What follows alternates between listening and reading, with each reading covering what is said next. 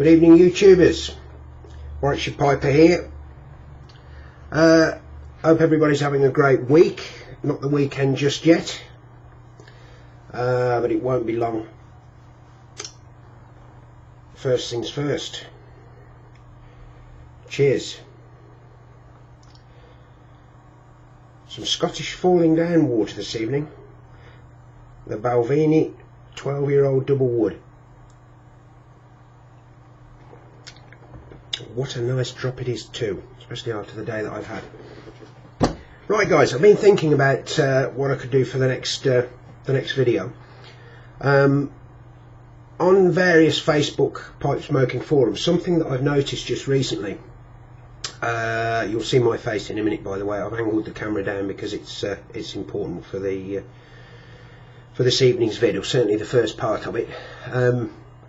A lot of newbies out there, a lot of newcomers to the hobby, are struggling to keep their pipes lit and are having issues with packing and tamping.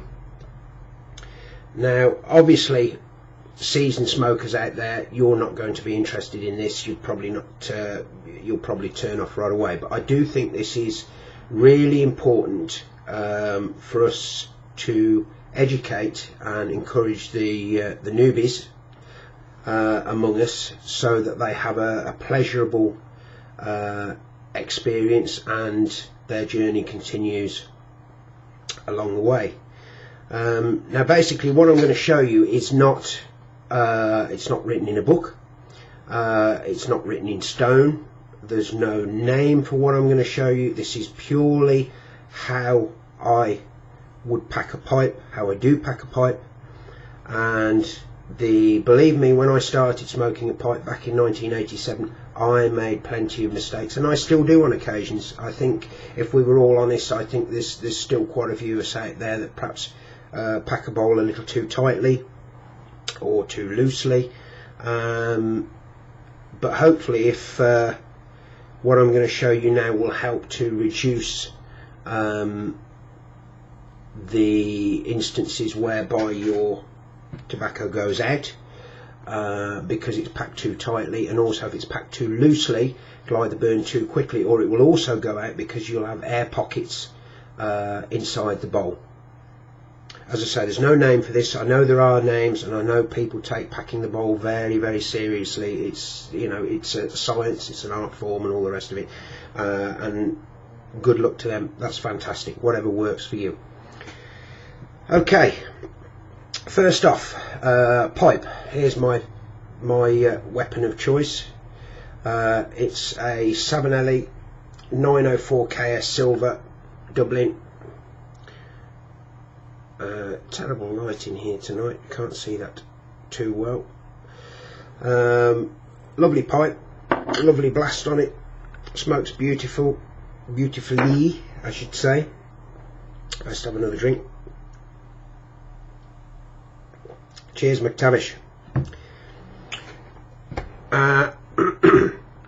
We have the blend, GLP's Stratford. Wonderful vapeur. I'm not going to talk too much about the blend. It's very, very nice. One of my favourites at the moment. In fact, peas, I'm having a bit of a peas kick, to be honest. We have a tamper, and very importantly, we have a lighter. Now, when I first started smoking a pipe, nobody taught me how to pack a pipe, how to smoke a pipe. I had a granddad that smoked a pipe, but he died sadly before I started. My father smoked a pipe, but he stopped when I was about 8 or 9 years old, so obviously I can't remember too much about that. So anyway, I started smoking Clan, as a lot of newbies do. Don't shout at me for that. There's still quite a few guys out there that smoke Clan and enjoy it, and good luck to them. Now what I used to do, I wasn't even aware that I had to tamp. Okay, out of every say 5 bowls that I actually filled, I would probably get decent smokes out of about 2, maybe 3 of them, because I either over packed the bowl too tight, it was too loose, and maybe, just maybe, if I had a poke about with it and maybe put my finger in it and had a poke about, because I wasn't sure what I was doing. Okay, I didn't know that you had to tamp down to create a nice ash cap. So there was a lot of hit and miss involved, a lot of hit and miss. But I think as a result of that, I think I've learnt more, and I'm also quite pleased that I've learnt on my own, through my own trial and error, which I guess, you know, you newbies out there, as I say, this what this video is mainly aimed at, will do. Everybody does things slightly differently, and you don't have to copy me exactly. You know, you can adjust things to suit yourself. You know, you develop your own style, but this is how I do it, and if it helps you, great. Okay, what I do, grab your pipe. I'm left-handed, so grab the pipe in the left hand. I hope we can see this. I'm going to try and angle it so that we can see what's going on. Take a good pinch of tobacco.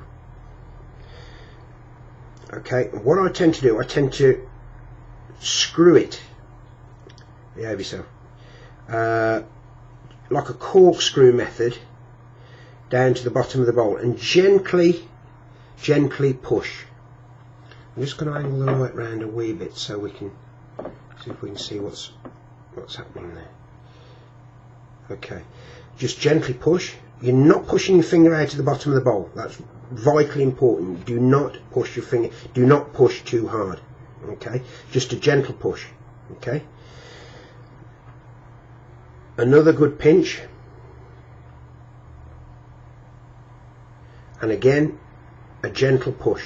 Notice I didn't corkscrew that one, just a gentle push.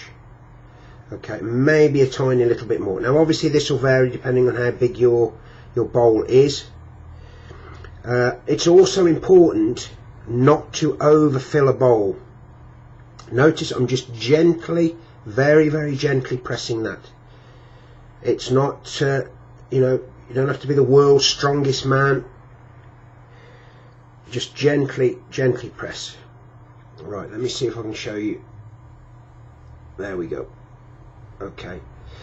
Now when I mentioned about overfilling, a lot of blends have a certain amount of moisture in them. Some are drier than others. Samuel Gawith particularly, for instance, I can just think of one off the top of my head, are quite moist. Most of their blends are quite moist.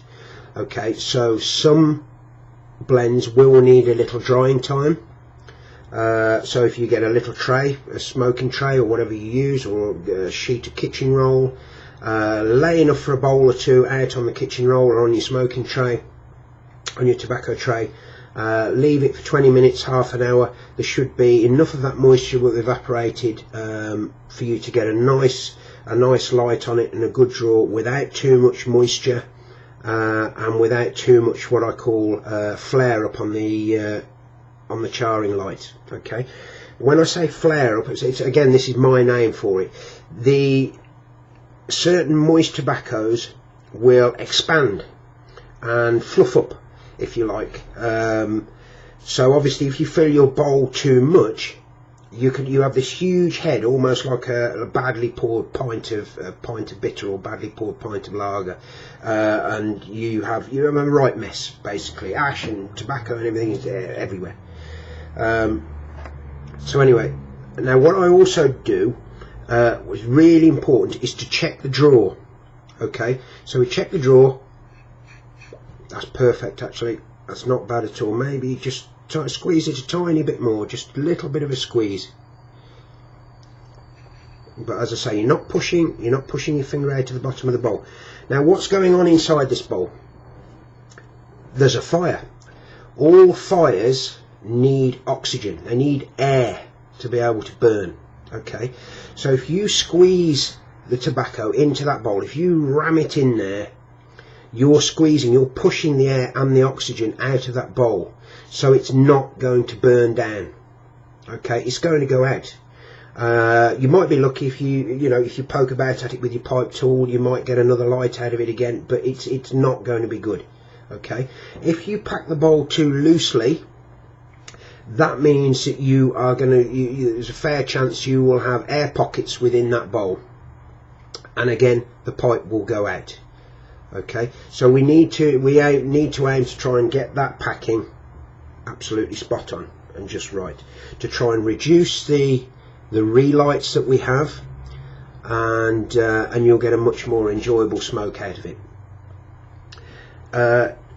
Don't be worried if you do have to light maybe 2 or 3 times. That's perfectly normal. As I say, some blends are a little bit more moist, don't burn quite as well as easily as some. Flakes in particular perhaps are a little bit more finicky. You might need a relight or 2 more with a flake than you will a ribbon cut blend. Okay, so what we're going to do now, we're going to go for the light. Now what we aim to do again, the charring light, we always tamp after the charring light. Okay, we aim to create an ash cap with the heat of the burn going down steadily throughout the bowl. Okay, and as the tobacco burns down the bowl, we gently keep tamping that ash cap down so that it seals the heat within the bowl. Again, we're not ramming the tamper out of the bottom of the bowl, we're just gently keeping that heat in it, and obviously when you draw through, it pulls the heat down to the bottom of the bowl. Okay, right, now we've done that, I'm just going to angle the camera up, guys. 2 seconds. That's not a sitter, by the way. I think I'm lucky I got that to sit. How are we all doing anyway? Everybody having a good week so far? Not too stressful? No tragedies, no dilemmas? Okay, right, you're going to see my ugly mug again. Right, I'm just going to zoom out a wee bit.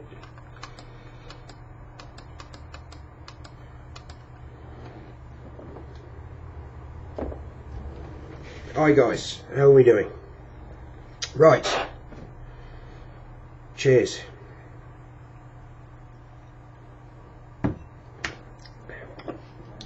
Right, lighter, pipe, lighter, pipe.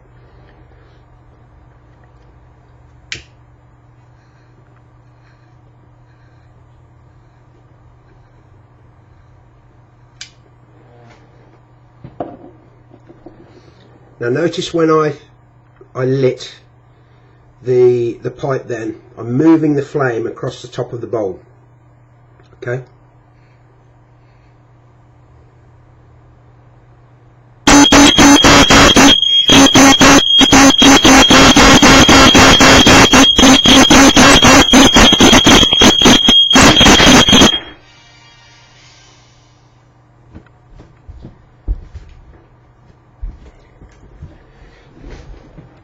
the annoying thing is that my inner sanctum here is directly under a smoke alarm, which is a real pain in the arse, but I can't do an awful lot about it. Hopefully it's not connected to the fire station, because it could get, this video could get very interesting if it is. Okay guys.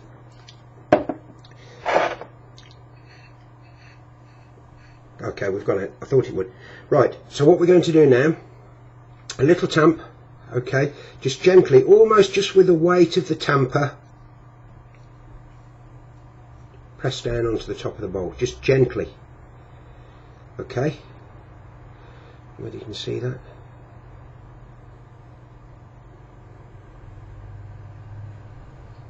There we go. Okay, and away we go again.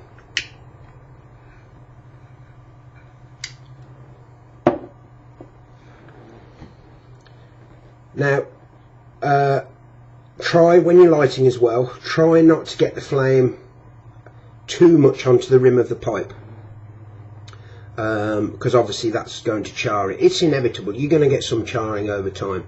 some blackening, and obviously the smoke as well creates its own blackening. There's no need to burn the rim of a pipe unnecessarily. If you can keep the flame directly into the bowl, happy days. Okay, now what we do now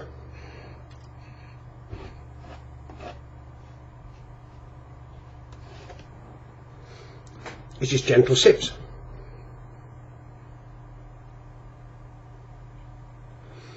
You don't have to go at it like a steam train.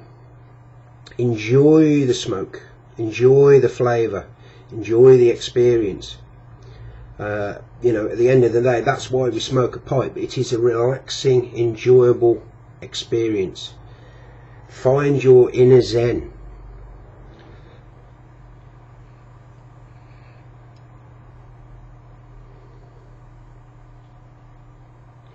Man, that is a very good blend.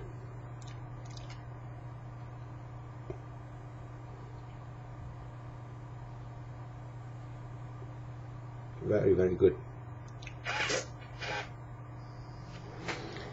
Now what I would normally do now, I would probably smoke this pipe for another maybe 10, 15 minutes, 20 minutes even.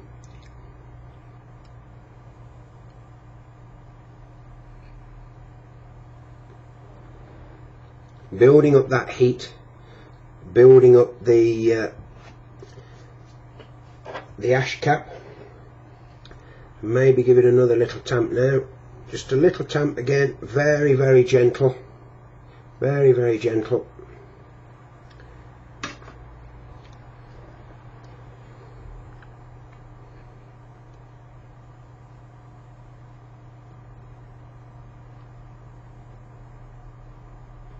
And there we go. And that's all you have to do. Gauge it. If you feel as you're smoking it that it's starting to go out, or you're starting to lose the smoke, basically, another gentle tamp again, draw,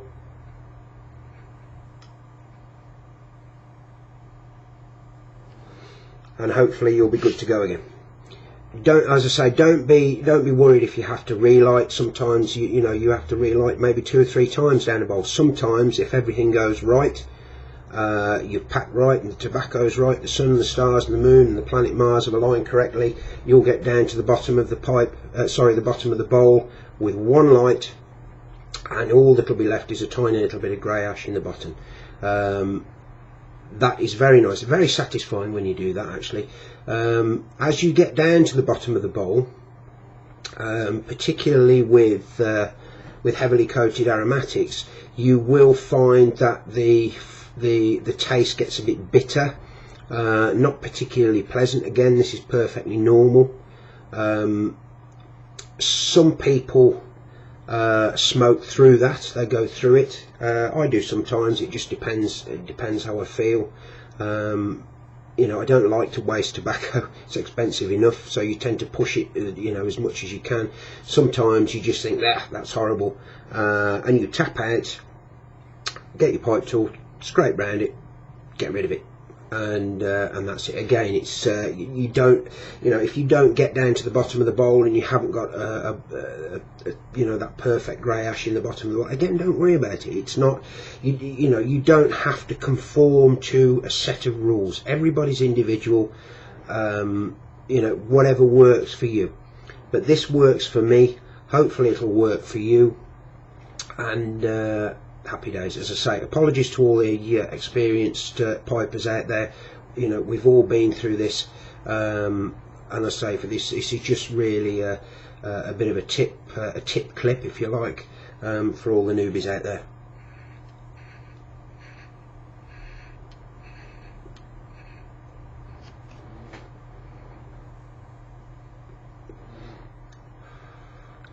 I'm worried about setting the smoke alarm off again now. Okay guys, we've got quite a bit to talk about this week. I'm going to start doing a few VRs. I've not done one before, so I'm not sure how to go about that, but I've seen you guys doing. I think I know what I'm doing. I've got 2 or 3 to do. There's going to be some more shout outs this week. Thanks to all the guys of all you guys that have subbed me. It means a lot. I must be doing something right.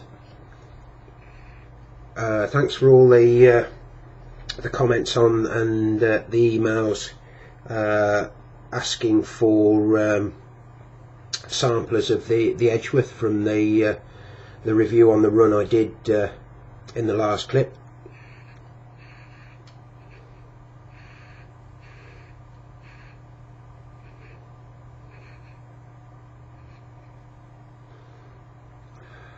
Just a quick message to Chris Morley from the UK PTC. I did pack yours up today, Chris, and it is in my car, but unfortunately I didn't get time to run to the post office because work got a bit crazy this afternoon. But I promise I will get it out to you tomorrow.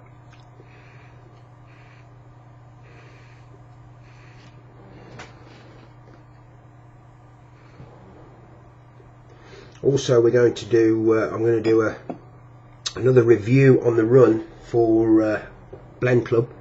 Gareth and Hogarth, Bright CR Flake. That is on the hit list for this week to do a review. I'm just going to do one last thing this evening, guys.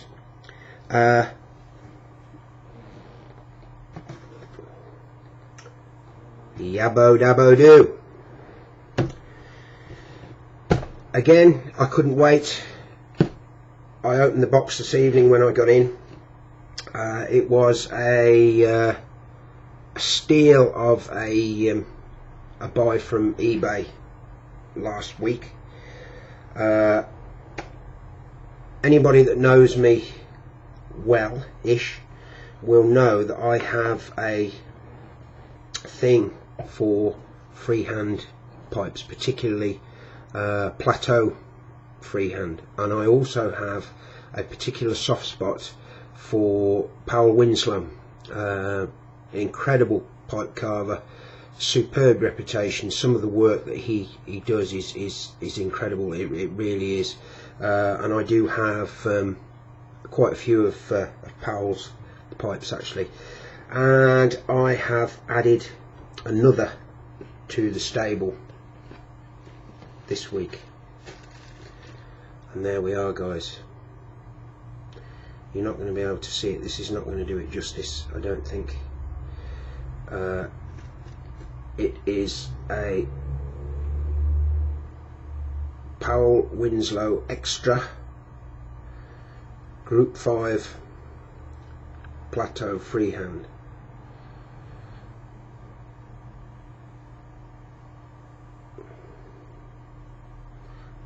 It's not really picking the grain up that well on there, unfortunately. I was hoping it would.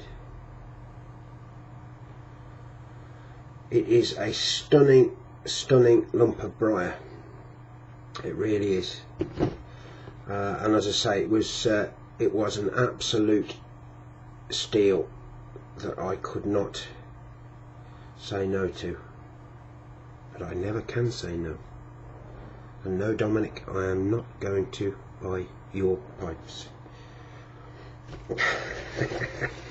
So anyway, that's today's Yabo. Another Powell Winslow joins the flock.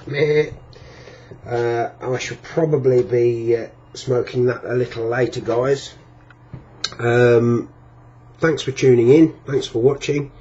Hopefully, as I say, I haven't bored you you more experienced pipers out there. Again, this has been aimed mainly at the newbie guys. Hopefully I've helped you out, and that's it. I'm now going to get something to eat, watch a bit of TV, and have another glass of Highland Falling Down water.